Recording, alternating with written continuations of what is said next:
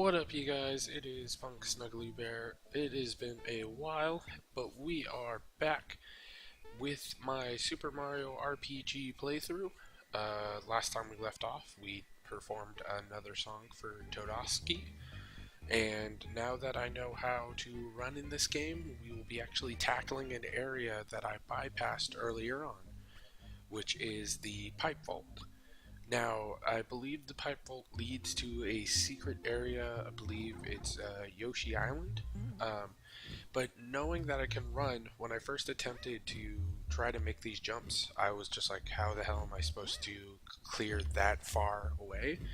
And then realizing, oh, run jumping gives me enough speed to clear these gaps. So it's pretty simple, few gaps. We're going to experience some enemies in here. We still got Gino going on with the handgun. I believe it is Bowser with the chain chomp. Yes. And then Mario, I believe, has his Mega Hammer. But as you can see, this is a point of the game where you can have experienced it sooner. And since I have come back to it, I'm now a little overpowered for the enemies, which are just basic Goombas. I do like how they have thwomps in this area, and that the thwomps will push you back once they slam down, you like fall back if you're on the ground. So it's really important for just to like speed through this area. But it just depends on how close you are to them. And then we got some PD Piranhas. Shout out to my boy PD Piranha coming up in the new Smash. You know, everybody wants him. Who wouldn't want to play as PD Piranha? He's an OG Mario character. Definitely deserves his time. Definitely has done a lot of damage to us. And yes, it's Mario has the hammer, so I'm good with that. I will jump into the piranhas. You know, it's funny. I find it funny that you jump into the PD Piranhas and they don't fight you within the pipe.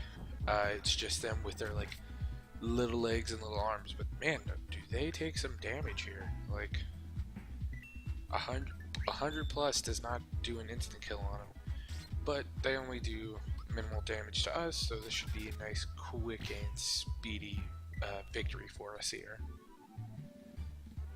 Coming back into this game after the break that I've had, everything feels really nice. The controls seem very familiar. Everything like makes sense. I'm not sure exactly what I'm supposed to be doing here. I'm just trying to figure out the lay of the land. I do like, though, that this game still incorporates duck sliding.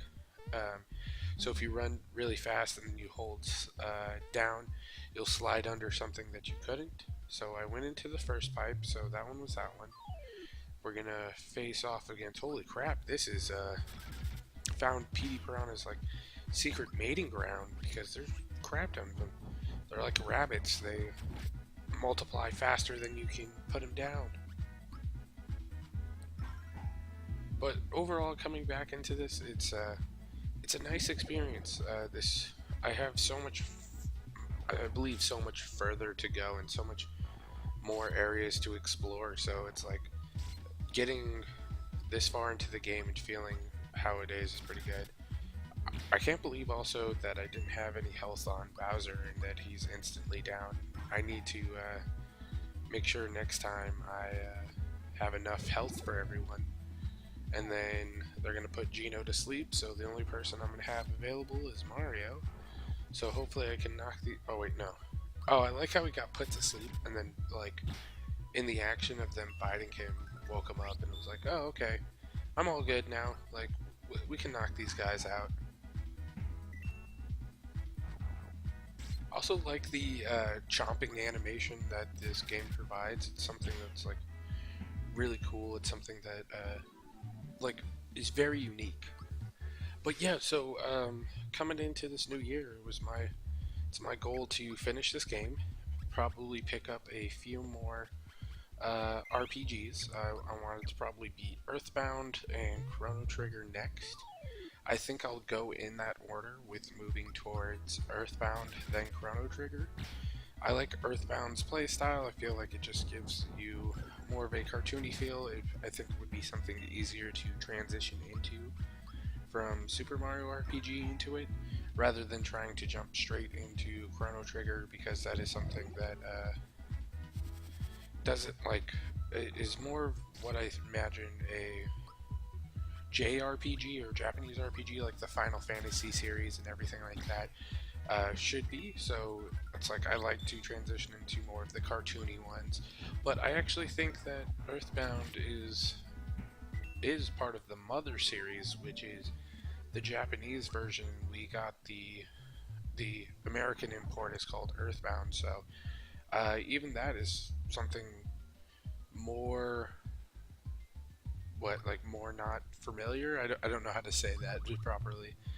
Alright, so now we are going to try this Goomba Thomp. See if I can get the 20 points. I'm really bad with depth perception, so this is probably going to not be too good. Okay, so yeah, as you can see already, I'm struggling. Some of them I get, some of them I don't get. I don't know how far I'm supposed to jump or where he lands. So you're probably going to see me do this like, oh, I would hate to say 3 or 4 times. I don't know what you can win, so I'll probably do it until I win. And then if there's like a secret or I figure out a good pattern to it, I'll attempt it a few more times. But it's a super fast mini game. I like that they integrate the timer in the top left and the points, instead of just letting you like go and then being like, oh, this is what you scored afterwards. And plus, I have a ton of coins that I should probably be getting rid of or spending them. Like, it doesn't really matter. I'll definitely a few battles with a few more bad guys and I'll have these 10 coins right back. As you can see, I am struggling with hitting these guys. I'm not too good. I don't know what it is. Like, this game feels very well, plays very well, but my depth perception of it is super off. Like, I don't think I've struggled in any other game to really figure out how far I need to jump or where the exact hit pattern is. I'm going to do worse than my first time around. I think I got 8 the first time, and now I'm down to 6. Okay, I can do this. I'm going to do a few little tester jumps here, figure out what the pattern is. I think it's easier if I just jump for the top and bottom ones instead of trying to go to the sides. Alright, let's give it another try. Let's throw away another 10 coins. But yeah, that's part of one of my New Year's resolutions, was to finish more RPGs within the year, finish more Super Nintendo games, more regular Nintendo Entertainment System games. Just going back and like really finding out what I enjoyed. I know I played a lot of the Disney games, something that I'm probably going to continue with. I have to beat DuckTales, and I want to play. I forget if there is one, but there is the Ducks. I don't know if they ever made a game for them, but I remember the cartoon show, and I have to look that up after this and see if there is a game for the Mighty Ducks, because if there is, then I definitely want to play something like that.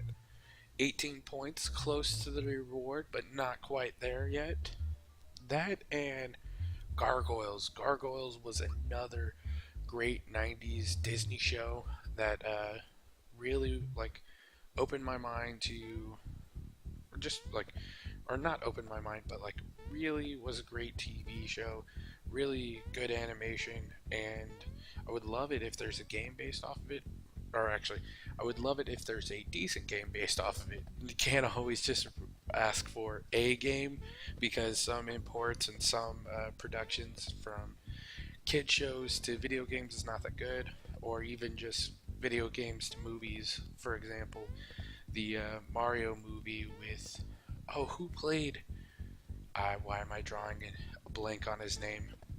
I can see his face. I think John Leguizamo was Luigi, and he played the detective in Who Framed Roger Rabbit.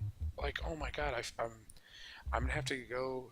If you guys remember who it is and like can let me know in the comments, let me know because I am drawing a blank. But he, oh my god, it was such a bad movie because like Bowser looked weird. Yoshi was like this mutant dinosaur.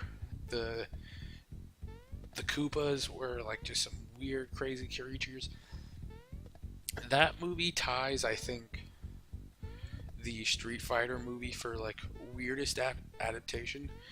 I love the Street Fighter movie though for Jean-Claude Van Damme. No matter what, that he makes the movie. Even though I thought it was a little bit weird that it focuses on Guile instead of Ken and Ryu. But another one.